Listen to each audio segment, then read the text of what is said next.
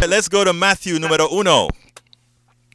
Hey, so I just wanted to talk about political activism, but from a different perspective, more of a generational thing. Yes, sir. I teach high school, so I've been reading a lot about this Generation Z, these homelanders, and how to best reach them. Mm-hmm. And one of their characteristics is that they're overly cautious.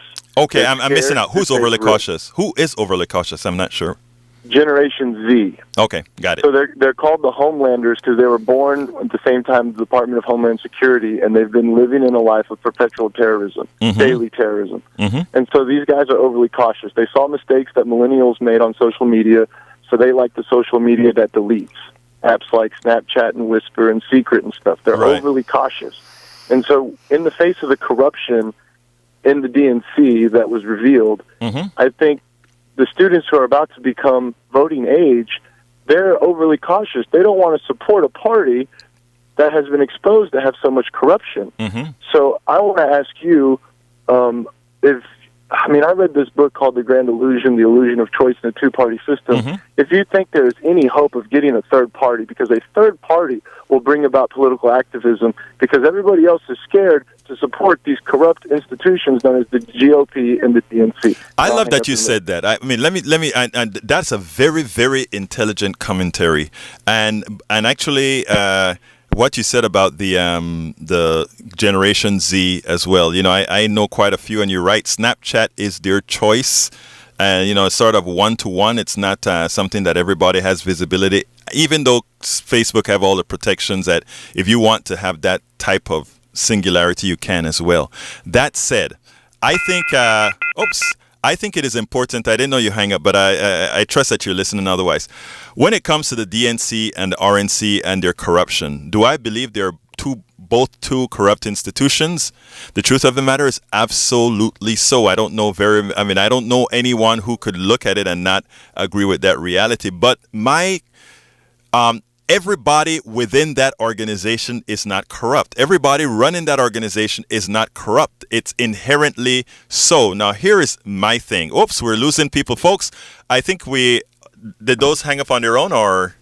No, it was just calling. Okay, great. Okay. Yeah, folks, we have lines open. 713. Wait, I wanted to say something. I don't remember. What was that last guy's name? Matthew. Matthew, if you're still listening, and I don't know if you're having students get registered to vote, if you have seniors in your classroom, but if you would like to have some nonpartisan voter registrars come in and register your students, email me at rebecca@swingtx7left.org.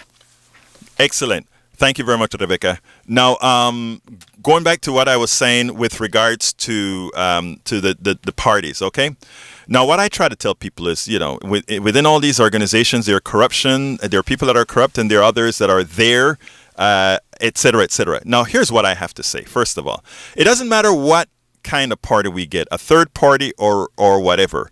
The same disease that you have within the RNC, the same disease that you have within the DNC, you will have within these third parties. In fact, and my Green Party brothers and sisters, don't hit me up for saying what I'm going to say, but the same disease is also within the Green Party. And I can tell you some issues within the Green Party that I know from having a whole lot of partners in other organizations that I'm the board on, that can tell you there are some diseases in the Green Party that are even worse than diseases in the DNC, okay?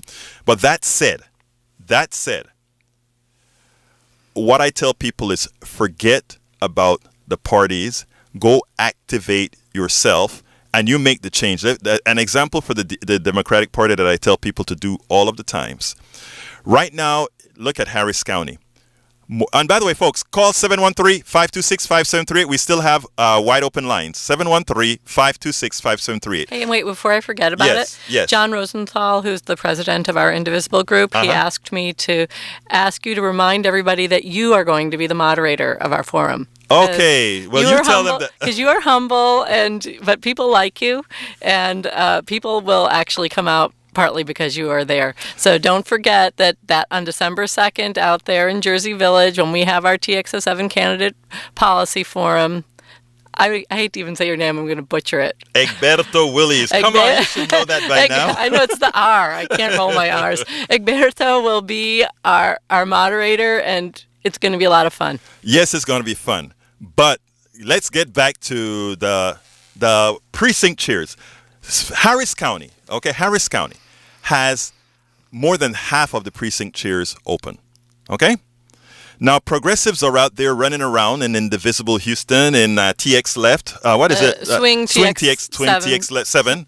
And there's also Swing TX Left, right? Or TX. There's regular Swing Left. It's a national organization. Right. And there are all these organizations where the progressives are running around. You want to make a difference, do that. But also, if there are openings within a party that gives you a certain modicum of control, why wouldn't you be exploiting that so that you can have your influence in there as opposed to just complaining? Do you think everybody knows what precinct chairs are? No, they don't, but that's why we are here. We're activists. It is our job to tell them what that is, right? You're the one that's telling what you're going to do. A year ago, I didn't even know what precinct chairs were. Right. I didn't know what to do with myself. I walked into TOP, and when I was there, the very first person I ran into, his first name was Charles. I don't remember his last name. He told me about precinct chairs. He's like, that's the key. And I was like, precinct chairs?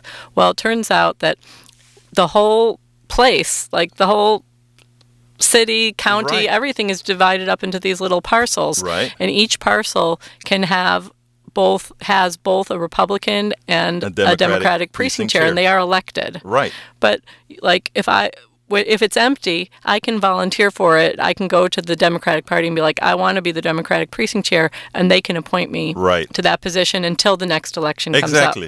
And that person is actually in charge of just their own neighborhood, just where you have to live there. Right. And it's like 5 blocks around your house in a big circle of trying to get those people to remember to vote. That's their job. So if you don't have a precinct chair, nobody's in the neighborhood reminding people to vote. That is, and so that's what we need. That's why you can have power right now. As Rebecca just said, you can go ahead and become a precinct chair. If you don't have a precinct chair in your precinct, find out about that and become one. And then you would be the person designing laws or the rules that qualifies within your county. If you give me a minute, when I'm going to give the email address of the person who's in charge of that. And if you are interested in being a precinct chair or finding out more about it, you can email Susan Haynes. Why don't you tell them now, since we're talking about I just have to find you got to find it. Okay, we'll come back to you. Okay, we'll come back to you in a little bit.